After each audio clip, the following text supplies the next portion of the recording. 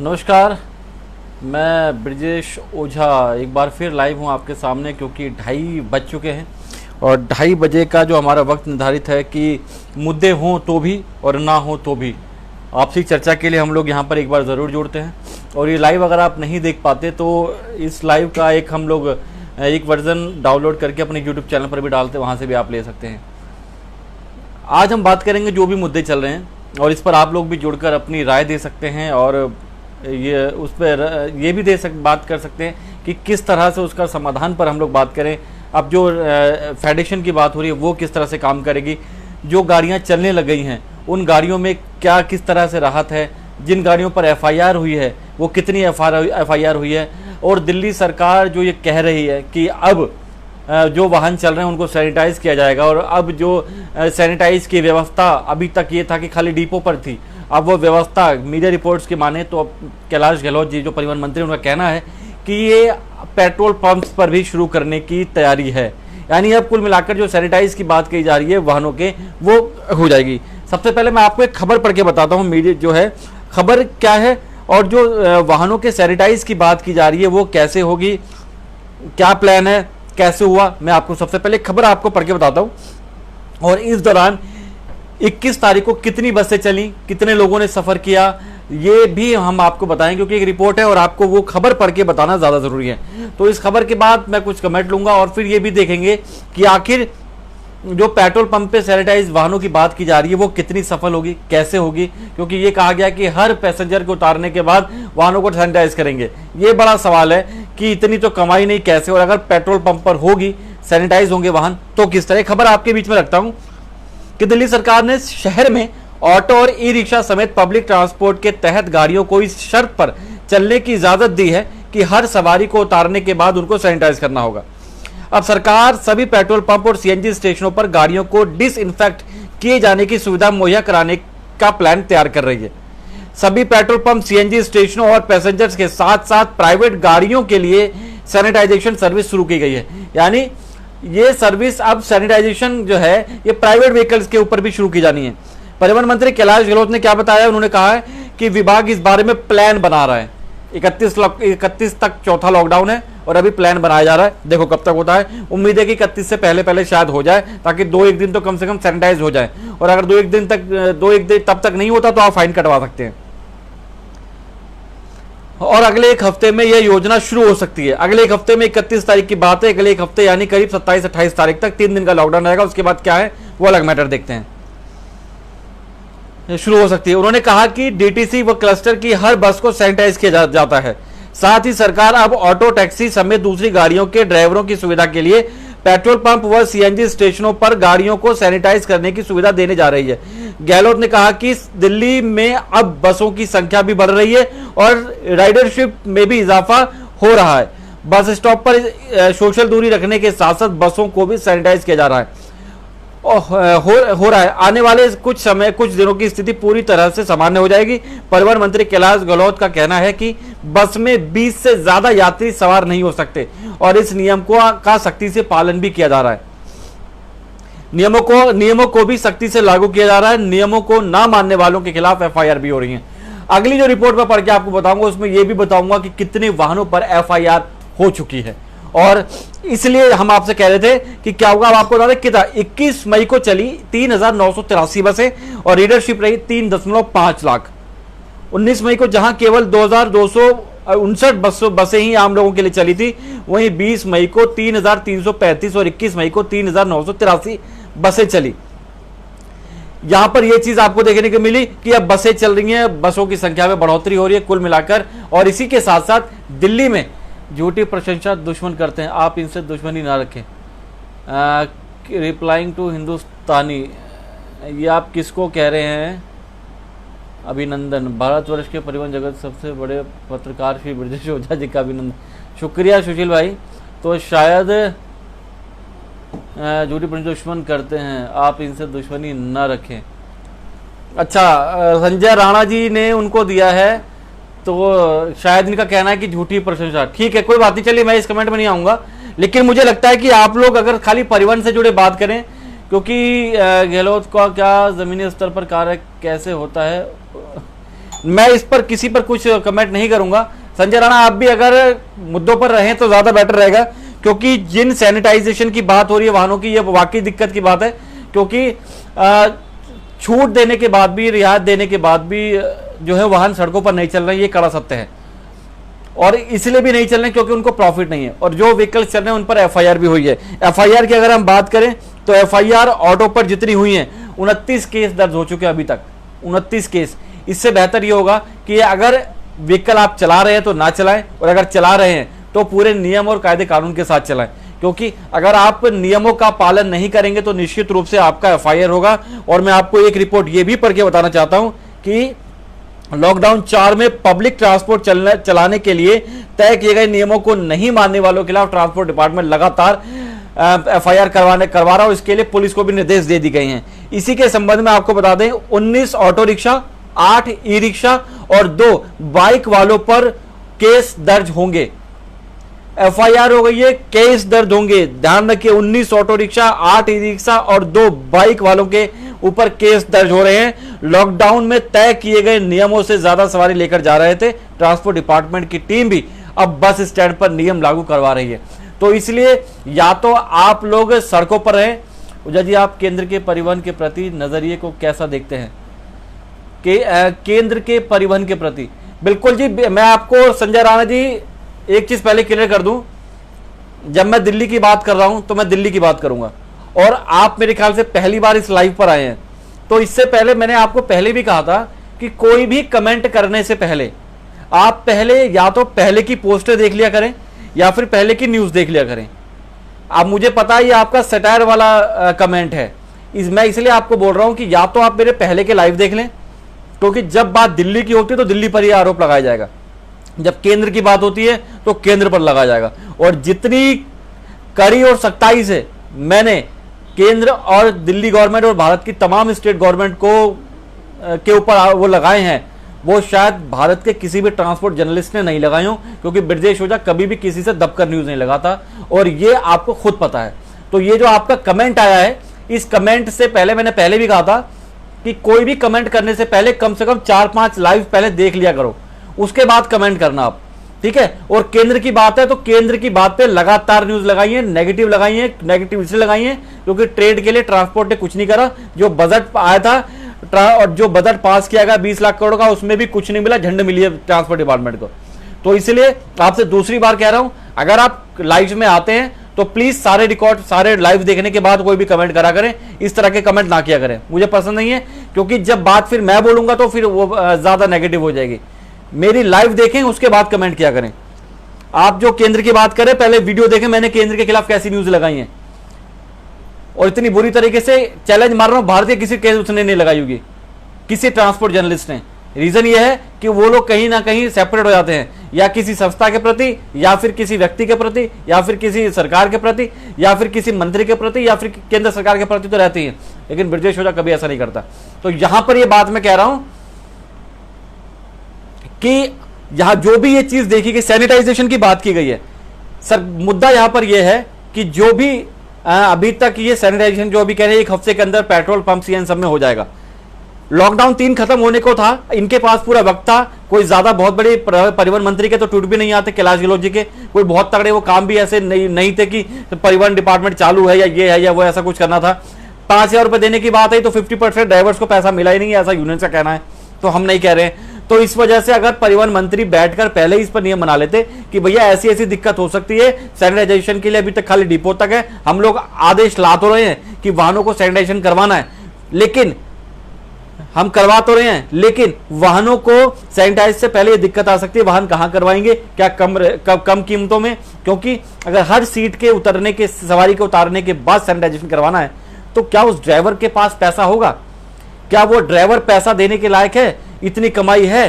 क्योंकि अगर ग्रामीण सेवा में 2 सवारी बैठ रही हैं, ऑटो रिक्शा का हम बात इसलिए नहीं करते, ऑटो रिक्शा में जो लॉन्ग रूट के होते हैं, ज्यादातर वो लॉन्ग रूट में 1, 2 या 3 ही सवारी होती हैं, वो कवर कर सकते हैं। हाँ, नुकसान उनको भी होगा, लेकिन सबसे ज्यादा इफेक्ट इसमें पड़ेगा आरटीवीज को, मेट्रो फीडर अगर चलेंगे उनके ऊपर, ग्रामीण सेवा पर। क्यों? फटफट सेवा पर, क्योंकि इनका डिपेंड ही रहता है शेयरिंग में, 5 रुपए 10 रुपए किराया रहता है, इससे ज्यादा इससे ज्यादा यहां पर और कुछ नहीं होता। इनकी कमाई 5 रुपए 10 रुपए से है, ज्यादा पैसा इसलिए नहीं ले सकते क्योंकि अगर 1 रुपए भी फालतू लेते हैं तो सवारी इनकी कॉलर पकड़ती है। सबसे बड़ा सवाल ये है, ऐसे में क्या सरकार ने इनके ऊपर छोड़ दिया कि आप ये करेंगे? इससे बेटर ये होता कि सैनिटाइज की व्यवस्था, जो ये कह रहे हैं 1 हफ्ते के, 31 तक लॉकडाउन है, 1 हफ्ते यानी 27-28 तक आपकी पॉलिसी आएगी, कब तक चालू होगा क्या पता, लॉकडाउन के बाद होगा। तो क्या 1 हफ्ते तक ये लोग गाड़ी नहीं चलाएंगे ये? और अगर नहीं चलानी थी तो आपने ये आदेश क्यों लाया? आपका मेन टारगेट अगर क्लस्टर और डीटीसी बसें ही थी तो उन्हें करते कि हम पब्लिक ट्रांसपोर्ट पे करेंगे। ये वही चीज थी कि हमने आपको रोजगार दे दिया, अब टारगेट बेस की ऑडियंस है और टारगेट भी आपके पास खाली जो आएगा वो ऊंट के मुंह में जीरे जैसा है। तो यहां पर सबसे बड़ी बात यह है कि आखिर पॉलिसी लागू होने से पहले उसके खिलाफ, उसके तो जो है पॉलिसी सोच सकते हैं, उस पर ध्यान क्यों नहीं दिया था?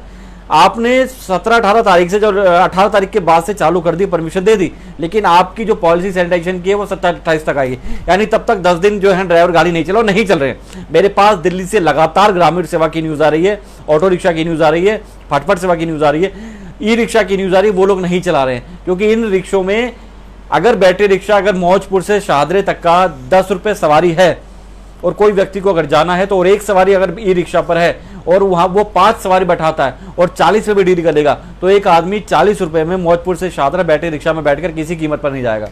सिलमपुर से अगर दिशात गार्डन की गाड़ी करनी है, खजूरी की फटफट सेवा या ग्रामीण सेवा करनी है, 5 रुपए 10 रुपए की सवारी है, उसमें सवारी में लोग बैठाते हैं 4, 8 और आगे 2 सवारी, 10 सवारी। लीगली आप जाएंगे तो फिर कम से कम आप बात हो 10 में, यानी एक चक्कर पे उनका 100 रुपए के आसपास बैठता है। अब आप 20 रुपए का चक्कर, उसमें से भी आप कह रहे हैं कि सैनिटाइज करिए, तो कुल मिलाकर उनका कहना है कि साहब गाड़ी चलाने से ज्यादा तो हमारा लॉस है, इसलिए हम लोग गाड़ी नहीं चला रहे। और यही हो रहा है, गाड़ी नहीं चलाई जा रही है, ड्राइवर्स गाड़ी नहीं चला रहे, खड़ी हुई है, क्योंकि आंकड़े तक बताए गए कि अगर दिन भर गाड़ी चलाएंगे तो 2 रुपए 2 पैसेंजर के हिसाब से 400, 350, 400 के आसपास कमाई बैठेगी ग्रामीण सेवा फटफट सेवा की। इसमें जो कमाई बैठेगी 250 रुपए का आपका हो जाएगा सीएनजी, 50 रुपए की पार्किंग, ड्राइवर चलेगा तो रास्ते में कुछ खाएगा पिएगा भी। इन सबको लेकर जो आंकड़े बैठेंगे वो 400 से ज्यादा चले जाएंगे। इसलिए ड्राइवर कह रहा भैया गाड़ी चलाएंगे, घिसेगी, लॉस है, फायदा कुछ है नहीं। और अगर कभी कुछ गलती से 2-1 ने जबरदस्ती करके बैठ गए, क्योंकि ऐसा भी होता है, अरे चल कौन देख रहा है, कुछ नहीं हो रहा, अरे हम चलो हम देख लेंगे, हमारी पुलिस से सेटिंग है, ये फलाना ढिमकाना। और जब पुलिस पकड़ती है तो सवारी उतर के भाग जाती है, बेचारी पल्ले में पड़ जाता है ग्रामीण सेवा चालकों को या ऑटो रिक्शा चालकों को। तो इसलिए मैं बोल रहा हूं, जो भी वाहन चला रहे हैं, सबसे पहली चीज तो वाहन ना चलाएं। रीजन क्या है? आपको लॉस हो रहा, अगर तो गाड़ी ना चलाएं। दूसरा, अगर आप चला रहे हैं तो नियमों का पालन करें। एक से ज्यादा अगर जो आपकी सवारी निर्धारित की गई है, वो सवारी, जो सवारी आपको निर्धारित की गई है वही सवारी चलाएं, उससे ज्यादा सवारी मत बैठाएं, क्योंकि दिल्ली में 29 एफआईआर हो चुकी हैं। मैंने आपको भी आंकड़ा बताया, 29 एफआईआर हो चुकी हैं और ये एफआईआर बढ़ेंगी क्योंकि परिवहन डिपार्टमेंट ने भी पुलिस को इस पर कार्रवाई करने के लिए बोल दिया है। आंकड़े दोबारा आपको बता रहा हूं, 19 ऑटो रिक्शा, 8 ई रिक्शा और 2 बाइक वालों पर केस दर्ज हो चुके हैं लॉकडाउन के तहत नियमों का पालन ना करने के चलते, यानी सवारियां ज्यादा बैठाने के लिए। तो इसलिए अगर आप गाड़ी चला रहे हैं तो फालतू सवारी मत बैठाएं, पहली चीज। और अगर बैठा रहे हैं तो आपका रिस्क है। फिर आप ना यूनियन को कोस सकते हैं, ना आप बोल सकते हैं किसी ट्रैफिक पुलिस को या फिर डिपार्टमेंट को, क्योंकि दिल्ली सरकार ने बोला है, तो ये सरकार का फॉल्ट है। और सरकार ने अगर कहा है तो आपको नियमों का पालन करना पड़ेगा, अन्यथा गाड़ी मत चलाएं, क्योंकि ज्यादा नुकसान हो सकता है। गाड़ी अगर सीज हो गई या कुछ और बड़ी फॉल्ट हो गया, क्योंकि इसमें 180 के तहत कोरोना एक्ट या फिर बीमारी फैलाने इस तरह की धाराओं के केस लग रहे हैं, तो बहुत ज्यादा मुसीबत हो सकती है। कुछ कमेंट यहां पर आ रहे हैं, मैं आपसे चाहता हूं कि कुछ कमेंट में ले लूं। ब्रजेश ओझा जी, शुक्रिया सुशील जी। संजय राणा, यहाँ राजनीति मत करिए, काम है। कुछ कह रहे हैं कि हिंदू आर्मी सुशील तिवारी कुछ कह रहे हैं कि परिवहन जगत में अन्य पत्रकार शायद तैयारी करते होंगे, लेकिन ब्रजेश ओझा की ज़मीनी स्तर के पत्रकार हैं और मैं दावा करता हूं कि ओझा जी जैसा पत्रकार जो ज़मीनी स्तर का नहीं हो सकता, बात तारीफ की नहीं। जी शुक्रिया सुशील जी, जो मुझे शायद कई सालों से जानते हैं, जो 1-2 साल से जानते हैं उनका नहीं पता, लेकिन जो मुझे 4-5 साल से जानते हैं उन्हें पता है मेरे बारे में। तिवारी जी, आखिर ओझा जी बहुत ही बड़े हो चुके होते तो संघर्ष न कर रहे होते। अगर मैं आपकी बात से सहमत हो जाता तो आप मुझे भी महान कह देते। संजय राणा, आप ना बहुत ज़्यादा मुझे लगता है नेगेटिविटी के शिकार हैं। आम आदमी पार्टी का मुंह थोड़ा छोड़ दीजिए, अदरवाइज़ वो पूरा नेगेटिव हो जाएंगे आप। और आम आदमी का हर उस पार्टी का वो छोड़ दीजिए, कहीं ऐसा ना हो कि आप भी पंकज पुनिया के जैसे कमेंट ट्विटर करने लगे और आपके खिलाफ भी एक्शन हो जाए। मेरे बारे में आप शायद जानते नहीं है कि मैं संघर्ष कर रहा हूँ नहीं कर रहा, तो इसलिए मेरे बारे में कमेंट नहीं करें। और इस तरह का फालतू कमेंट मुझे पसंद नहीं है, मैं बात खाली ट्रेड की करता हूँ। अदरवाइज़ आप यहाँ से लाइव छोड़ के जा सकते हैं। बहुत अच्छा डिबेट है और बढ़िया पहल जी, शुक्रिया। दिल्ली में केजरीवाल की सरकार है, परिवहन की मदद दिल्ली सरकार को करनी चाहिए, टैक्स दिल्ली सरकार लेती है हमसे। बिल्कुल ठीक बात है कुलदीप जी, मैं वही आपसे कहना चाह रहा हूँ कि दिल्ली सरकार का जो अभी तक फिलहाल रवैया रहा है, जो बार बार मीटिंग्स हो रही हैं, उस पर अभी तक कोई खास फोकस नहीं देखने को मिल रहा है। इस वजह से दिक्कतें आ रही हैं। अगर उस पर ध्यान दे दिया गया होता तो शायद बहुत अच्छे परिणाम सामने आ सकते थे।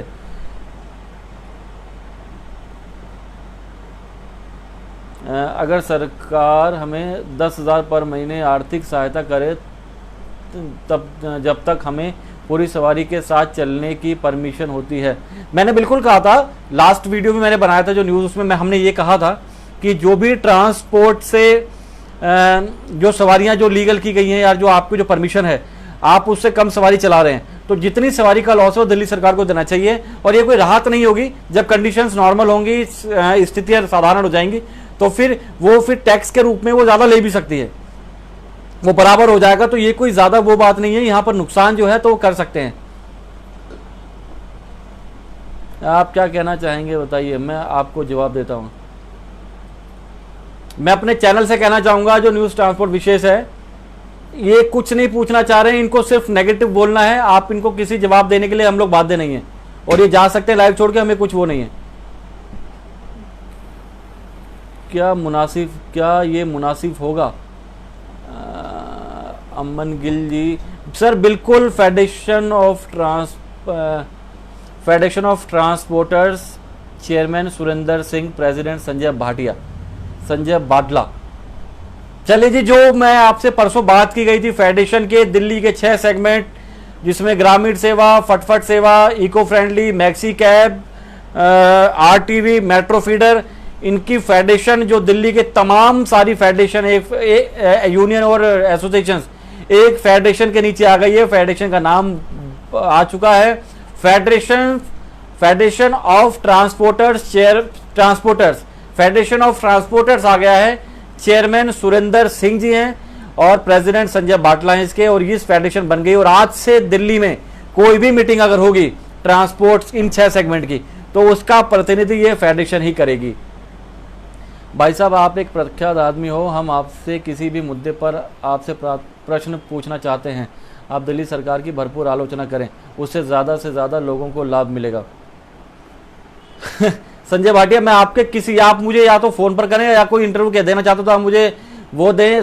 क्या नाम, संजय राणा जी, आप या तो किसी पार्टी से बहुत ज़्यादा संपर्क में हैं, या कोई पद ले रखा है आपने आम आदमी पार्टी में, इस वजह से आपको उनके खिलाफ कुछ भी सुनना पसंद नहीं है। लेकिन आप शायद इसलिए, और मुझे भी आपके जितने कमेंट आते हैं, आप जो कह रहे हैं कि केंद्र सरकार पर क्या कहेंगे, तो इससे पहले मैंने बोला था कि मेरे पहले के वीडियो आप देख ले तो शायद ये ना बोलते। आप एकदम क्या होता है, वाइल्ड कार्ड एंट्री की तरह किसी लाइव में घुसते हैं।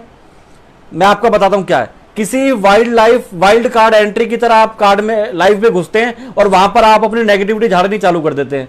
इसका सीधा सा मतलब ये होता है कि आपको पीछे क्या हुआ वो पता होता नहीं है। करंट में आपको जो दिख रहा है, आप उस पर अपनी राय देनी चालू कर देते हैं। इससे बेटर ये होता कि आप पिछले के वीडियो देखें कि क्या ब्रजेश ओझा ने या न्यूज ट्रांसपोर्ट ने पहले कोई केंद्र सरकार के खिलाफ न्यूज लगाई है तो क्या उसमें से कोई उनकी तरफदारी नजर आ रही है, तब आप बोलेंगे तो ज्यादा बेटर होगा। बीच में वाइल्ड कार्ड की एंट्री मारने से और तुरंत उस पर प्रतिक्रिया देने से कोई नई चीजें बदलाव नहीं आती। इससे बेटर ये होगा पहले की वीडियो देख लें, और देखने के बाद फिर बाद में आप इनबॉक्स करते हैं कि नहीं सर ये मतलब नहीं था, वो मतलब नहीं था, तो या तो पहले ही क्लियर कर लो आप कि आपको क्या दिक्कत है या क्या नेगेटिविटी है।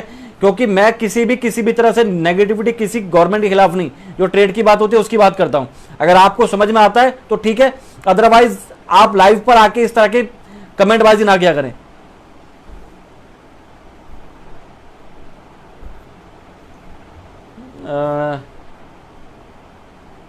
संजय राणा जी, इनको थोड़े आप लाइव ना छोड़ने के लिए, लेकिन केजरीवाल से कुछ काम करा दें। इस फेडरेशन के चेयरमैन संजय राणा जी को बनाना चाहिए। केजरीवाल जी, चलिए कोई बात नहीं, इसमें जो भी नेगेटिविटी है, इसलिए मेरा ये कहना है कि जो भी कमेंट या पोस्ट आप करें उससे पहले आप पहले की वीडियो देख लें, उसके बाद आप अपना लाइक कमेंट या कुछ भी जो आपको करना है वो करें। फिलहाल यहाँ पर मुद्दा ये है, पहली चीज़, गाड़ियाँ मत चलाएं जब तक आप उसका पालन ना कर लें। अगर चला रहे हैं तो आपका रिस्क ये है, और आपको इस बात का ध्यान रखना है कि जो निर्धारित किया गया है वही आपको रखना है, वो उतनी ही सवारी रखनी है। दूसरा, गाड़ियों को सैनिटाइजेशन की बात करिए, दिल्ली सरकार की बात यह है कि आप जो चीज़ वो एक हफ्ते के बाद करने का प्लान कर रहे हैं, वो लॉकडाउन में जो चीज़ फॉलो की गई थी उस पर पहले ध्यान क्यों नहीं दे दिया गया, ये चीज़ें हैं। और तीसरा, जो चालानों की बात हो रही है उस पर मंगलवार तक न्यूज़ ट्रांसपोर्ट विशेष की एक बैठक ट्रैफिक पुलिस और पुलिस से होगी, पुलिस डिपार्टमेंट से, ताकि हम आपको उसके बाद बताएंगे किस तरह से हो सकता है। जी बहुत बड़े बड़े जानकारी दे रहे हैं, परिवहन जगत के आवाज़ हैं, काम करने दीजिए। नहीं कोई नहीं, सुशील जी रहने दीजिए, आदमी का नेचर होता है और ठीक है, ऐसे भी व्यक्ति होने चाहिए। संजय राणा जी से मेरा कोई वैसा कुछ नहीं है, लेकिन इनका कमी सिर्फ एक है, ये सडनली एक अवतार की तरह आते हैं किसी भी लाइव में और करंट मुद्दों पर बात करते हैं, पहले की बात नहीं करते हैं। तो और फिर बाद में जब देखते हैं तो बाद में इनबॉक्स में करके कहते हैं कि ब्रजेश जी वो मैंने ये हो गया वो हो गया, सॉरी। तो इससे बेटर ये होता कि कम से कम पहले वीडियो देख लें उसके बाद देखें। इनके साथ मतभेद हो सकता है, मनभेद नहीं है, कोई बात नहीं। संजय राणा जी आप लगे रहिए अपने काम में कंटिन्यू तरीके से।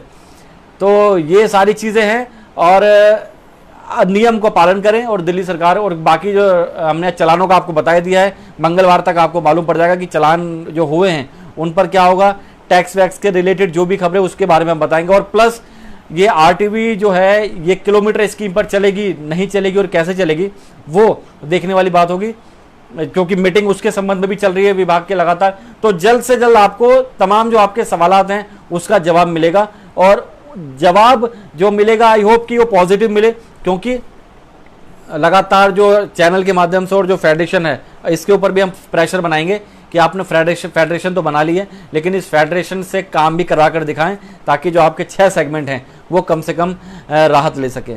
मैं आज का लाइव में यही समाप्त करता हूं, फिर से मिलेंगे कल 2:30 बजे किसी ना किसी और दूसरे मुद्दे पर। तब तक के लिए मुझे इजाज़त दीजिए, बहुत बहुत शुक्रिया, धन्यवाद, नमस्कार।